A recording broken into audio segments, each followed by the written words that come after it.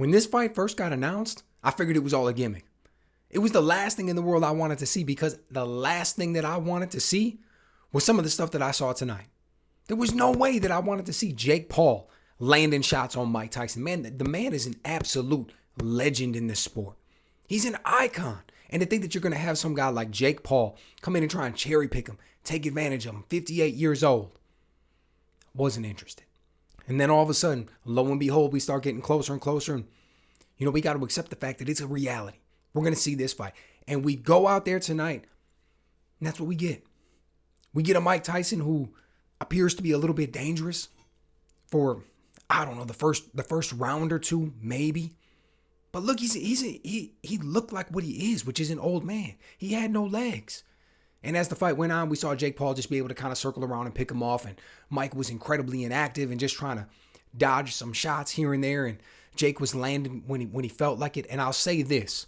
In a lot of ways, it was what I expected, okay? Because those of us who paid attention to Mike's career, those of us who were real fans of him, we remember that last fight with Kevin McBride. And we remember him quitting. And we remember when he looked up there after the fight, and he was like, man, my heart's not in it, and I'm disrespecting the sport, and I'm not going to do that. I'm done, and I was just out here for the money. That was 20 years ago.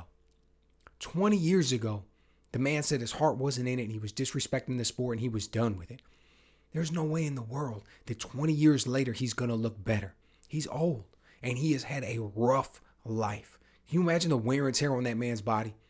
58 years old coming in there. He comes in. We see him with the knee brace on and stuff. It's like any videos that you really watched of his training, you saw that he was off balance and he just didn't have it anymore, and the legs are gone. And, it is what it is. I don't blame him. And, for the longest, I was looking at this one and I was thinking, man, the last thing Jake Paul better do, the last thing this man better do is go out there and hurt Mike. He goes out there and he hurts Mike. He tries to knock Mike out. Like, people are going to turn on him. People love Mike Tyson. And they're going to think that this young dude who goes out here and who's trained, who's probably just taking everything under the sun and just trying to work out as hard as he can, and he's going to go out here and he's going to hurt Mike Tyson.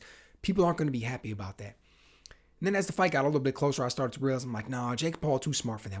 People can say a lot of things about him, but one of the things that they can't say is that he doesn't know people, that he doesn't know crowds, that he doesn't know the audience, that he doesn't know how to market himself.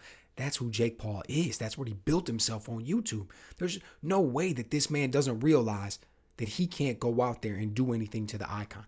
He'll go out there, he'll win the fight comfortably, he'll take the decision. He's not going to hurt Mike. He's just going to go out there and comfortably win the fight, which is what we saw. Okay, fair enough. But all of a sudden, at the end of the fight, it hit me. All of a sudden, it clicked. And I remember what Mike said a long time ago, and he said, the most respectful thing that you can do when you're a fighter is to fight another fighter, because then you both get paid. It's disrespectful to not pay, because we got to put food on the table. We have to provide for people. And that's when all of a sudden it clicked for me. Mike's getting paid in this. These dudes crashed Netflix. That's how many people were coming in. That's insane. I'm sure Mike made a pretty penny off this one, so I'm really happy to see it. I'm really happy to see that he didn't get hurt. I hope that we never see him in the ring again. And I hope that he just figures out a way that just never has to be the situation. I didn't like the little jab at the end where all of a sudden he mentioned something to Logan, and Logan Paul has the audacity to talk crazy to the man. It's like, it's over with. Hang it up. Give it up already. Okay, so I'm glad Mike walked away from the thing and he wasn't hurt. I'm glad that Jake Paul had the common sense to not go in there and try and do something to an old man at this point. It's like, man, I remember when Mike was a legend. And I just loved watching him go out there and perform, and seeing the way that it ended all those years ago. I was kind of salty, but what are you going to do? I mean, that's what happens in the fight game. We've seen it happen to so many fighters. All of a sudden he comes back here. I was going to be worried, but luckily it didn't turn out that way. So let me know what you guys think. Did you enjoy seeing the fight? Did you think it was going to turn out the way that it did? Were you surprised by the whole turn of events?